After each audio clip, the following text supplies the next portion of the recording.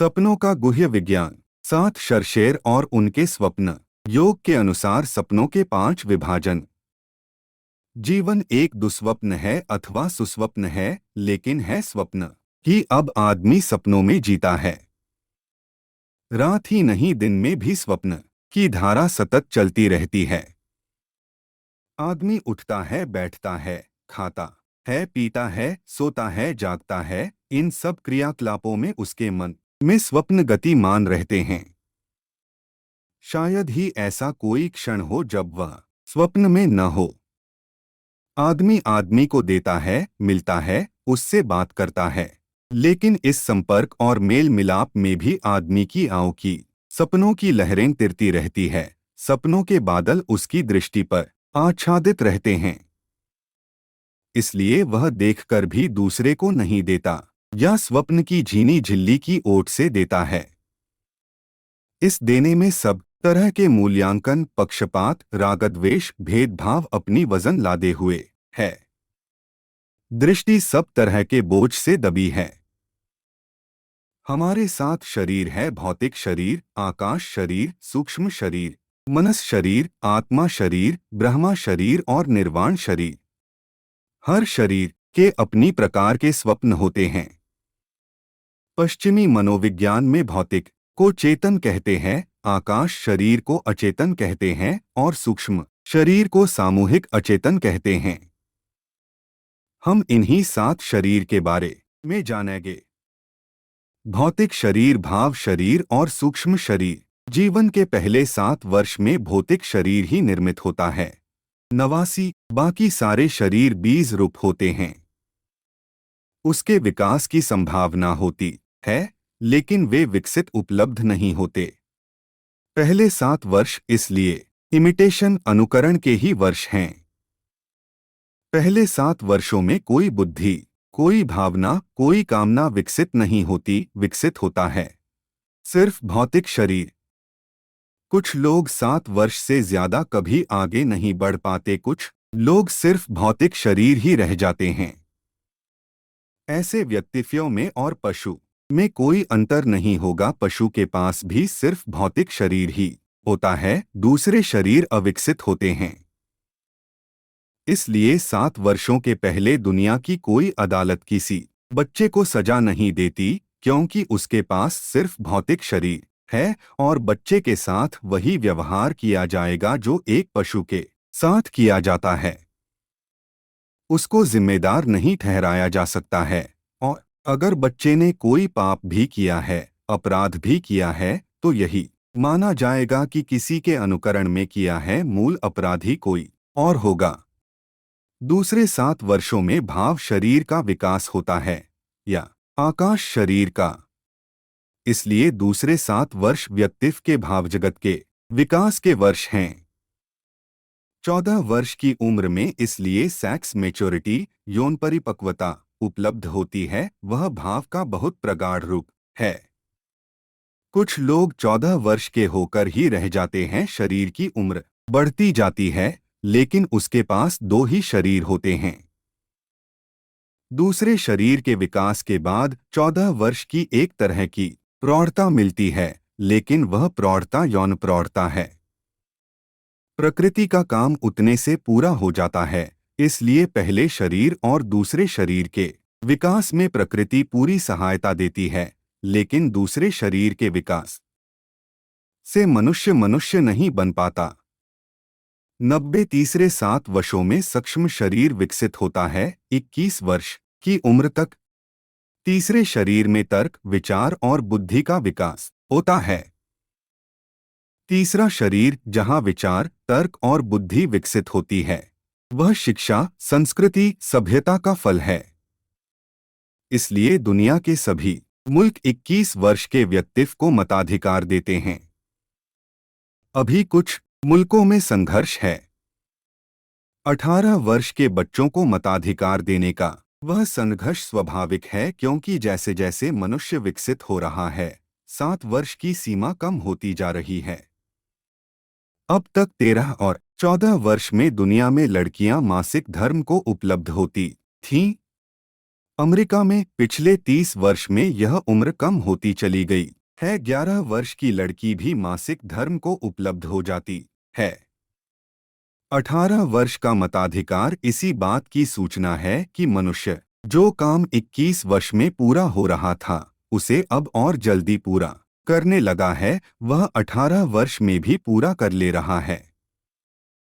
लेकिन साधारणतः 21 वर्ष लगते हैं तीसरे शरीर के विकास के लिए और अधिकतम लोग तीसरे शरीर पर रुक जाते हैं, मरते दम तक उसी पर रुके रहते हैं। चौथा शरीर मनस शरीर विकसित नहीं हो पाता। प्रत्येक शरीर के अनंत आयाम, जो शरीर हमारा विकसित होता है उस शरीर के अनंत आयाम हमारे लिए उलझाते हैं।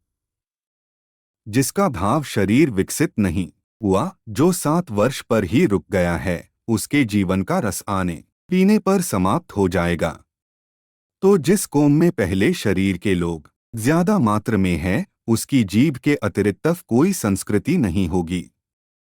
91 जिस कौम में अधिक लोग दूसरे शरीर के हैं, वह कौम सेक्स सेंटर्ड यौन केंद्रित हो जाएगी। उसका सारा व्यक्तित्व, उसकी कविता, उसका संगीत, उसकी फिल्म, उसका नाटक, उसके चित्र, उसके मकान, उसकी गाड़ियां, सब किसी अर्थों में सेक्स सेंट्रिक यौनाभिमुखी हो जाएगी। वह सब वासना से भर जाएंगी। जिस सभ्यता में तीसरे शरीर का विकास हो पाएगा ठीक से, वह सभ्यता अत्यंत बौद्धिक चिंतन और विचार से भर जाएगी। जब भी किसी कौम या समाज की जिंदगी में तीसरे शरीर का विकास महत्वपूर्ण हो जाता है तो बड़ी वैचारिक क्रांतियां घटित होती हैं। बुद्ध और महावीर के वक्त में बिहार ऐसी ही हालत में था कि उसके पास तीसरी क्षमता को उपलब्ध बहुत बड़ा समूह था। इसलिए बुद्ध और महावीर की हैसियत के 8 आदमी बिहार के छोटे से देश में पैदा हुए, छोटे से इलाके में, और हजारों प्रतिभाशाली लोग पैदा हुए। सुकरात और प्लेटो के वक्त यूनान की ऐसी ही हालत थी। कन्फ्यूशस और लाओ त्से के समय चीन की ऐसी ही हालत थी। और बड़े मजे की बात है कि ये सारे महान व्यक्तित्व 500 साल के भीतर सारी दुनिया में हुए। उस 500 साल में मनुष्य के तीसरे शरीर ने बड़ी ऊंचाइयां छुईं। लेकिन आमतौर से तीसरे शरीर पर मनुष्य रुक जाता है। अधिक लोग 21 वर्ष के बाद कोई विकास नहीं करते। लेकिन ध्यान रहे, चौथा जो शरीर है उसके अपने अनूठे अनुभव हैं। जैसे तीसरे शरीर के हैं, दूसरे शरीर के हैं, पहले शरीर के हैं। चौथे मनस शरीर की अतीन्द्रिय क्रियाएं, चौथे शरीर के बड़े अनूठे अनुभव हैं। जैसे सम्मोहन है, टेलीपैथी, क्लैरवायंस, ये सब चौथे शरीर की संभावनाएं हैं। आदमी बिना समय, बानवे और स्थान की बाधा के दूसरे से संबंधित हो सकता है। बिना बोले दूसरे के विचार पढ़ सकता है या अपने विचार दूसरे तक पहुंचा सकता है। बिना कहे, बिना समझाए कोई बात दूसरे में प्रवेश कर सकता है और उसका बीज बना सकता है। शरीर के बाहर यात्रा कर सकता है। एस्टूल प्रोजेक्शन, शरीर के बाहर घूम सकता है। अपने इस शरीर से अपने को अलग जान सकता है। इस चौथे शरीर की, मनस शरीर की, साइकिक बॉडी की बड़ी संभावनाएं हैं जो हम बिल्कुल ही विकसित नहीं कर पाते हैं, क्योंकि इस दिशा में तरे बहुत हैं, एक, और इस दिशा में मिथ्या ही बहुत संभावना है, दो, क्योंकि जितनी चीजें सूक्ष्म होती चली जाती हैं उतनी ही मिथ्या और फॉल्स संभावनाएं बढ़ती चली जाती है। अब एक आदमी अपने शरीर के बाहर गया या नहीं, वह सपना भी दे सकता है। अपने शरीर के बाहर जाने का जा भी सकता है और उसके अतिरिक्त, स्वयं के अतिरिक्त और कोई गवाह नहीं होगा। इसलिए धोए में पड़ जाने की बहुत गुंजाइश है, क्योंकि दुनिया जो शुरू होती है इस शरीर से, वह सब्जेक्टिव आत्मपर्क है। इसके पहले ही दुनिया ऑब्जेक्टिव वस्तुपर्क है। अगर मेरे हाथ में रुपया है तो आप भी दे सकते हैं, मैं भी दे सकता हूं, 50 लोग दे सकते हैं। यह कॉमन स्थॉलिटी, सामान्य सत्य है जिसमें कि हम सब सहभागी हो सकते हैं और जांच हो सकती है रुपया है या नहीं। लेकिन मेरे विचारों की दुनिया में आप सहभागी नहीं हो सकते। मैं आपके विचारों की दुनिया में सहभागी नहीं हो सकता। वह निजी दुनिया शुरू हो गई। जहां से निजी दुनिया शुरू होती है वहां से तरह शुरू होता है, क्योंकि किसी चीज की वैलिडिटी, औचित्य, किसी चीज की सच्चाई के सारे बाह्य नियम तिरानवे में हो जाते हैं। इसलिए असली डिसेप्शन धोए का जो जगत है वह चौथे शरीर से शुरू होता है। उसके पहले के सब डिसेप्शन पकड़े जा सकते हैं, उसके पहले के सब धोए पकड़े जा सकते हैं, और ऐसा नहीं है कि चौथे शरीर में जो धोआ दे रहा है वह जरूरी रूप से जानकर दे रहा हो। बड़ा तरह यह है वह अनजाने दे सकता है, खुद को दे सकता है, दूसरों को दे सकता है। उसे कुछ पता ही न हो, क्योंकि चीजें इतनी बारीक और निजी हो गई हैं कि उसके खुद के पास भी कोई कसौटी नहीं है कि वह जाकर जांच करें कि सच में जो हो रहा है वह हो रहा है कि वह कल्पना कर रहा है। चौथे शरीर के लाभ और तरे। तो यह जो चौथा शरीर है, इससे हमने मनुष्यता को बचाने की कोशिश की, और अक्सर ऐसा हुआ कि इस शरीर का जो लोग उपयोग करने वाले थे उनकी बहुत तरह की बदनामी और कंडमेशन निंदा हुई। यूरोप में 1000 स्त्रियों को जला डाला गया विचे कहकर, डाकिनी कहकर, क्योंकि उनके पास चौथे शरीर का काम था। हिंदुस्तान में सैकड़ों तांत्रिक मार डाले गए इस चौथे शरीर की वजह से, क्योंकि वे कुछ सीक्रेट्स, रहस्य जानते थे जो कि हमें खतरनाक मालूम पड़े। आपके मन में क्या चल रहा है वे जान सकते हैं। आपके घर में कहाँ क्या रहा है यह उन्हें घर के बाहर से पता हो सकता है।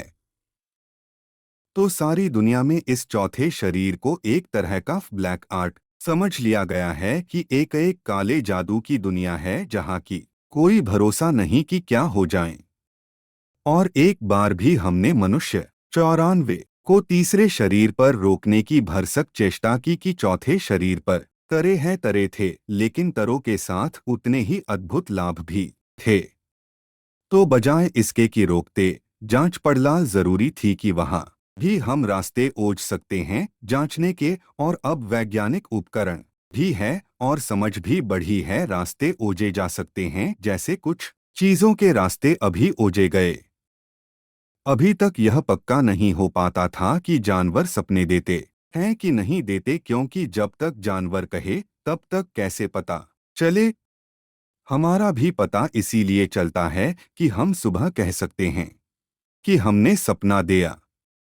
चनू की जानवर नहीं कह सकता, तो कैसे पता चले कि जानवर सपना देता है या नहीं देता। बहुत तकलीफ से लेकिन रास्ता खोज लिया गया। एक आदमी ने बंदरों पर वर्ष मेहनत की है यह बात जांचने के लिए कि वे सपने देते हैं कि नहीं। अब सपना बहुत निजी, चौथी बॉडी शरीर की बात है, बहुत निजी बात है। पर उसकी जांच की उसने जो व्यवस्था की वह समझने जैसी है। उसने बंदरों को फिल्म दियानी शुरू की, पर्दे पर फिल्म दियानी शुरू की, और जैसे ही फिल्म चलनी शुरू हो नीचे से बंदर को शॉक झटके देने शुरू किए बिजली के, और उसकी कुर्सी पर एक बटन लगा रही जो उसको सिया दी कि जब भी उसको शॉक लगे तो वह बटन बंद कर दें तो शॉक लगना बंद हो जाए।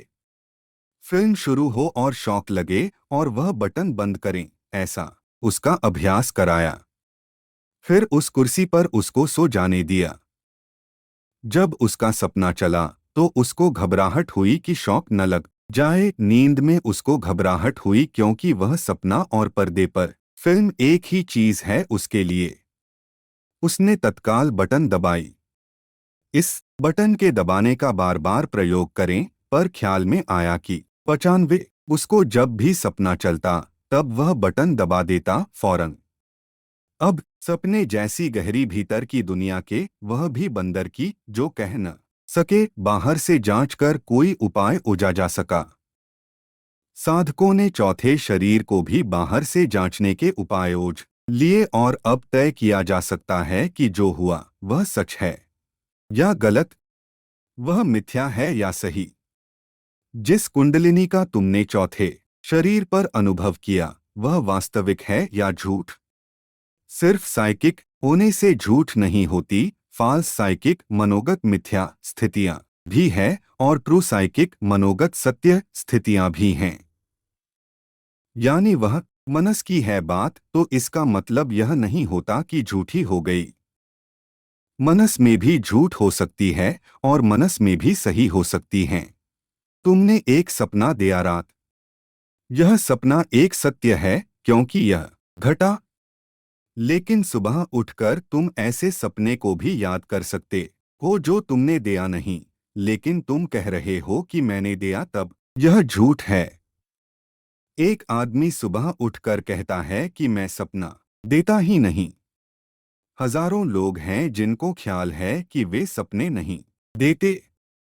वह सपने देते हैं क्योंकि सपने जांचने के अब बहुत उपाय हैं जिनसे पता चलता है कि वे रात भर सपने नहीं देते। वह सपने देते हैं क्योंकि सपने जांचने के अब बहुत उपाय हैं जिनसे पता चलता है कि वे रात भर सपने देते हैं, लेकिन सुबह वे कहते हैं कि हमने सपना दिया ही नहीं। तो थे जो कह रहे हैं बिल्कुल झूठ कह रहे हैं, हालांकि उन्हें पता नहीं। असल में उनको स्थिति नहीं बचती सपने की। इससे उल्टा भी हो रहा है, जो सपना तुमने कभी नहीं दिया उसकी भी तुम सुबह कल्पना कर सकते हो कि तुमने दिया। वह झूठ होगा। 96 सपना कहने से कुछ झूठ नहीं हो जाता, सपने के अपने यथार्थ हैं। झूठा सपना भी हो सकता है, सच्चा सपना भी। सच्चे का मतलब यह है कि जो हुआ है सच में हुआ है और ठीक ठीक तो सपने को तुम बता ही नहीं पाते। सुबह मुश्किल से कोई आदमी है जो सपने की ठीक रिपोर्ट कर सके। इसलिए पुरानी दुनिया में जो आदमी अपने सपने की ठीक ठीक रिपोर्ट कर सकता था उसकी बड़ी कीमत हो जाती थी। उसकी बड़ी कठिनाइयां हैं सपने की रिपोर्ट ठीक से देने की। बड़ी कठिनाई तो यह है कि जब तुम सपना देते हो तब उसका स्टेंस क्रम अलग होता है और जब याद करते हो तब उल्टा होता है, फिल्म की तरह। जब हम फिल्म देते हैं तो शुरू से देते हैं पीछे की तरफ। सपना जब आप देते हैं नींद में तो जो घटना पहले घटी वह स्थिति में सबसे बाद में घटेगी क्योंकि वह सबसे पीछे दबी रह गई। जब तुम सुबह उठते हो तो सपने का आयरी हिस्सा तुम्हारे हाथ में होता है और उससे तुम पीछे की तरफ याद करना शुरू करते हो। यह ऐसे ही उपद्रव का काम है जैसे कोई किताब को उल्टी तरफ से पढ़ना शुरू करे और सब शब्द उल्टे हो जाए और वह डगमगा जाए। इसलिए थोड़ी दूर तक ही जा पाते हो सपने में, बाकी सब गड़बड़ हो जाता है। उसे याद रखना और उसकी ठीक से रिपोर्ट कर देना बड़ी कला की बात है। इसलिए हम आमतौर से गलत रिपोर्ट करते हैं। जो हमें नहीं हुआ होता वह रिपोर्ट करते हैं। उसमें बहुत कुछ हो जाता है, बहुत कुछ बदल जाता है, बहुत कुछ जुड़ जाता है। वह जो चौथा शरीर है सपना इसकी ही घटना है। चौथे शरीर में चमत्कारों का प्रारंभ। चौथा शरीर कम लोगों का विकसित होता है, इसलिए दुनिया में मिरेकल्स चमत्कार हो रहे हैं। अगर चौथा शरीर हम सबका विकसित हो तो दुनिया में चमत्कार तत्काल बंद हो जाएंगे। यह ऐसे ही है जैसे कि 14 साल तक हमारा शरीर विकसित हो और हमारी बुद्धि विकसित न हो पाए, तो एक आदमी जो हिसाब किताब लगा सकता हो, बुद्धि से गणित का हिसाब कर सकता हो, वह चमत्कार मालूम हो ऐसा था। आज से 1000 साल पहले जब कोई कह देता था कि फला दिन सूर्यग्रहण पड़ेगा तो वह बड़ी चमत्कार की बात थी। वह परम ज्ञानी ही बता सकता था।